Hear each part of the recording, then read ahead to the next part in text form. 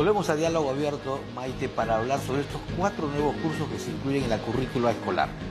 Así es, están vinculados con temas económicos funcionales, educación financiera, protección al consumidor.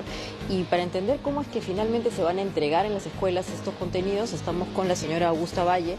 Ella es docente de la Facultad de Educación de la Pontificia Universidad Católica. Buenas noches. Muy buenas noches. ¿Cómo está? Muy bien, queríamos entender un poquito, la inclusión de estos cursos es una novedad, han existido antecedentes. Bueno, lo primero que tenemos que decir es que yo no creo que se trate de 4 cursos, ¿no? ¿Ya? ¿Por qué? Porque los chicos y las chicas están un número determinado de horas en la escuela. Entonces, si yo quisiera poner 4 cursos nuevos, a algo le tengo que quitar las horas, ¿no? Ahora. O agregar los días de clase. O agregar días de clase, ¿no? Entonces, que termina siendo un poco complicado. Entonces, realmente, si nosotros analizamos lo que ya decía el currículo nacional vigente, sí hay una competencia de economía, ¿no? Que es una competencia que señala que hay que gestionar responsablemente los recursos económicos. Y muchos de estos contenidos están vinculados a esta competencia. Lo que pasa es que para trabajar en la escuela, nosotros usamos tanto el currículo nacional como 2 documentos que guían lo que es la educación a nivel primaria, el programa de primaria y el programa de secundaria. Si nosotros los revisamos con detalle, vamos a encontrar que, por ejemplo, en la escuela se debe enseñar a hacer un presupuesto, se debe promover el ahorro, se trabaja el tema de cultura tributaria, e incluso SUNAT tiene un programa y tiene mucho material en su propia página, incluso tenía un programa de formación docente. Entonces, hay un componente de economía, pero ese componente está junto con historia y geografía dentro del área de ciencias sociales. Al priorizarlo, la pregunta es, ¿de qué manera la educación financiera, que es lo que refleja este componente de economía, va a llevarse a cabo? Y esa es una decisión de política pública sumamente importante que el Ministerio de Educación va a tener que tomar. Estamos hablando de un reacomodo de la malla curricular, entonces. Yo no sé si van a reacomodar la malla curricular o van a quitarle horas a algún curso, ¿no? O al final va a quedar como se lleva hoy día. ¿Qué es lo que pasa hoy en las escuelas?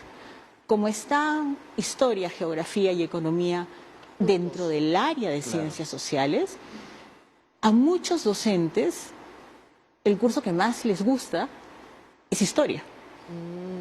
¿No? Entonces, muchas veces se dictan más momentos o más horas se dedican a la historia. Un poco menos a geografía. Y quien termina muchas veces siendo el menos representado es economía. Pero eso también tiene que ver con lo que ha sido la formación inicial de muchos docentes. Muchos de los docentes originalmente no se han formado también en economía. Porque esto es parte de lo que el currículo establece como las 3 áreas juntas. Entonces, hay ahí todo un reto, que es el reto de la formación de los docentes que ya están en servicio. Ahora, señora Valle, ¿es posible, así como nos ha mencionado, que la SUNAT tiene participación con la parte tributaria, que por ejemplo el INDECOP o eventualmente el propio Ministerio de Economía genere contenidos que los maestros puedan entregar? Porque claro, si no vamos a tener que buscar un especialista en estos temas y seguramente no existen. Esos contenidos están. Esos contenidos están disponibles. El Banco de Reserva tiene contenidos. Algunas entidades financieras los tienen.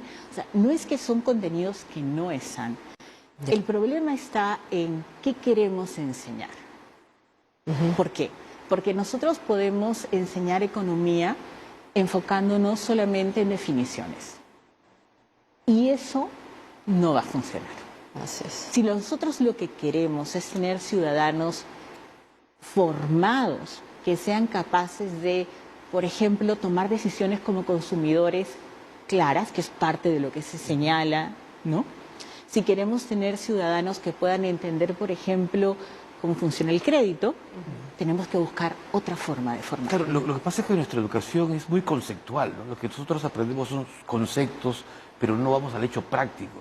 En la realidad, muy pocos peruanos, y sobre todo jóvenes en la etapa escolar, saben cómo establecer los intereses bancarios, por ejemplo. Por ejemplo. ¿No? Porque van y piden préstamo de 1.000 soles y dicen, a 12 cuotas, pero no saben cuánto va a ser el interés que van a tener que pagar. Aunque es un escenario un poco lejano de un adolescente o de un niño, pero entender cómo funciona el sistema financiero, por ejemplo, es importante, ¿no? Y eso lo establece el currículo.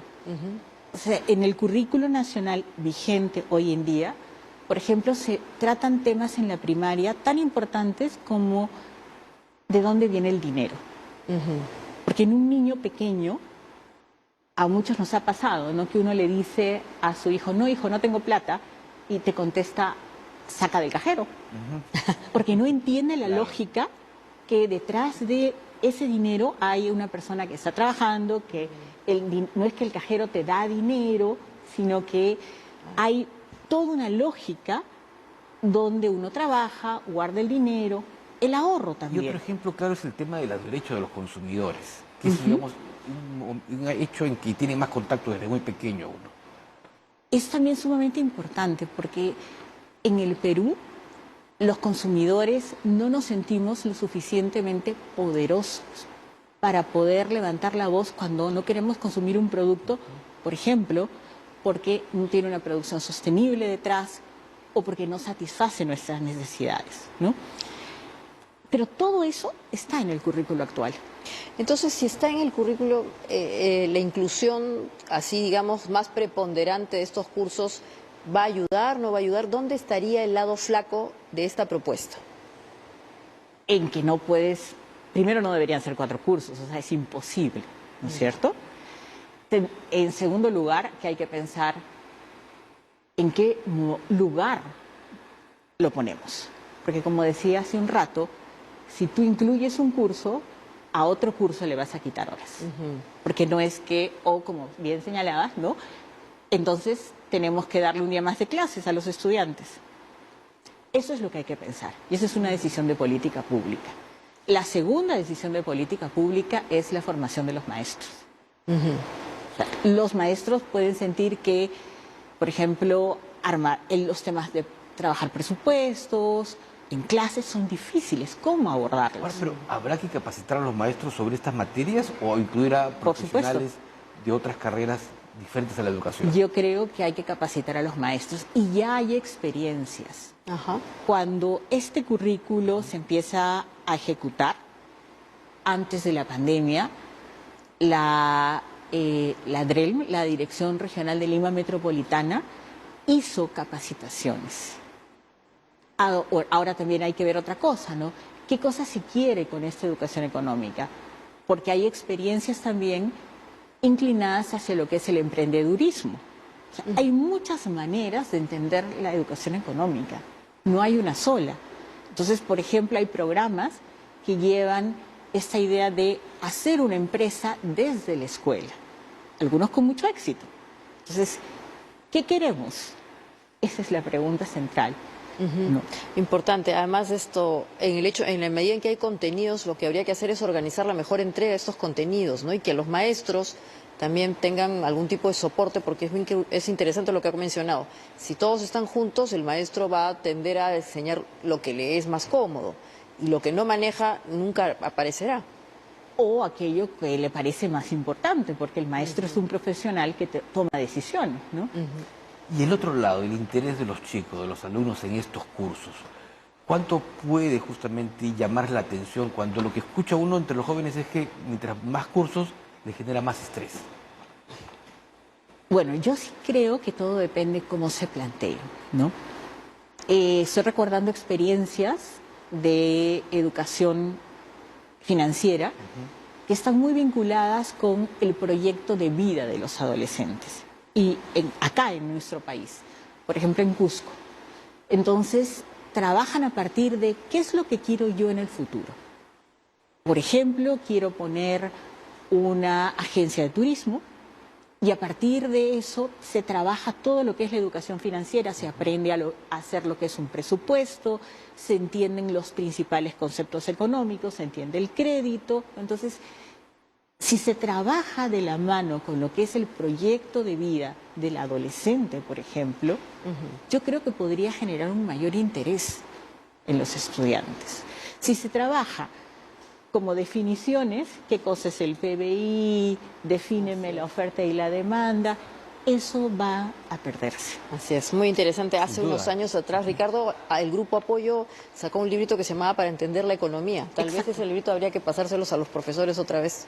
Yo creo que muchos lo tienen y Apoyo además lo podría poner a su disposición también, ¿no? A disposición del ministerio, ¿no? Así es, exactamente. Bueno, muchas gracias por haber estado con nosotros. Gracias a ustedes. Y estamos llegando al final. Sí, termina esta edición de Diálogo Abierto y muchas gracias por habernos acompañado. Así es, los esperamos mañana y como siempre pedirles que compartan estos contenidos que están en YouTube y si les gustan le dan un like. Hasta mañana. Buenas noches.